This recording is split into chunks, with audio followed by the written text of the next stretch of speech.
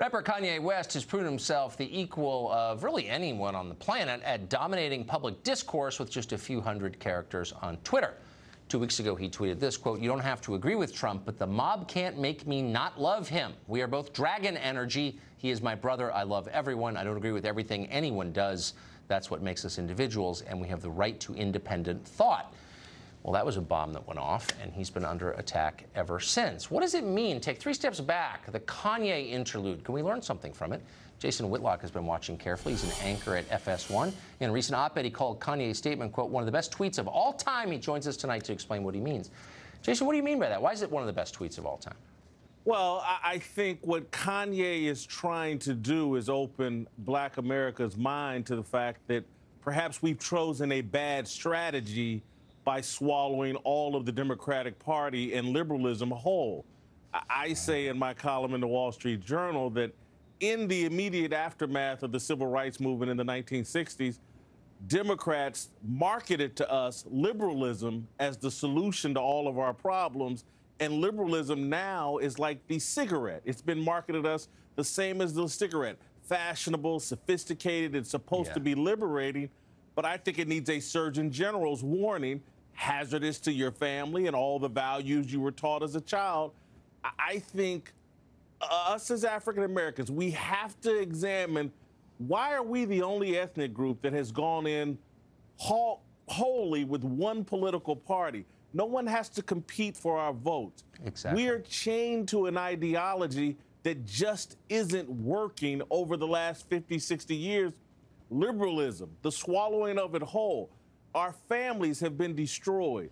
Our children lost and confused. Our Black men incarcerated and emasculated, and we've moved away from the traditional values that have always defined us. I think we've made a mistake. Well, the thing about politics is if you give your vote away for free, you don't get anything in return. And so maybe the hysterical reaction to the Kanye West tweet is the reaction of a party that knows that once people figure that out, like, it's got a major problem on its hands. So you need to tamp down any independent thought immediately, or else it could get out of control. And it's being tamped down as viciously as anything I've ever seen. You know, when they call in the great writer Ta-Nehisi Coates, basically, I call him the overseer of Black thought. He's there to keep everyone in line with the groupthink that the only solution is liberalism for Black America's problems. If that were the case, our problems would be being solved much faster, because 95% of us are afraid to even admit that we have conservative values, and we've moved away from our church upbringing. We've been the most religious people in America for years, hundreds of years, and we're moving more secular. We're moving away from the church. Our religion now is liberalism, and the Democratic Party is our church, and it's just not working for us. So if Kanye West, who's like not just one of those popular Black Americans, but one of those popular Americans just across the board, if he doesn't stand a chance of just raising this question, because it's a totally valid question, then how, who does? Well, actually, he does stand a chance, because when someone like Kanye speaks out, he creates space for others to speak out. Because anybody that has said, and you got to, Tucker, I'm a non-voter. I don't really like politics much at all. I can see why. But if you just say, you know what, I think Trump has a good idea here, you get kicked out of the Black race.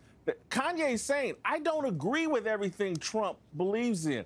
Kanye, disagrees with Trump and the Republican Party and conservatives on a lot of issues, but he's not willing to cast someone out of the human race just because he disagrees with them. If I cast everybody out that I disagreed with, I would have no one.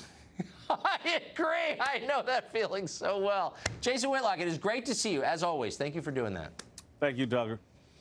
Next up, a California high school encouraging kids to fantasize about the ritual execution of the President of the United States, and when called on it, the extreme bigotry. Of course, that's next.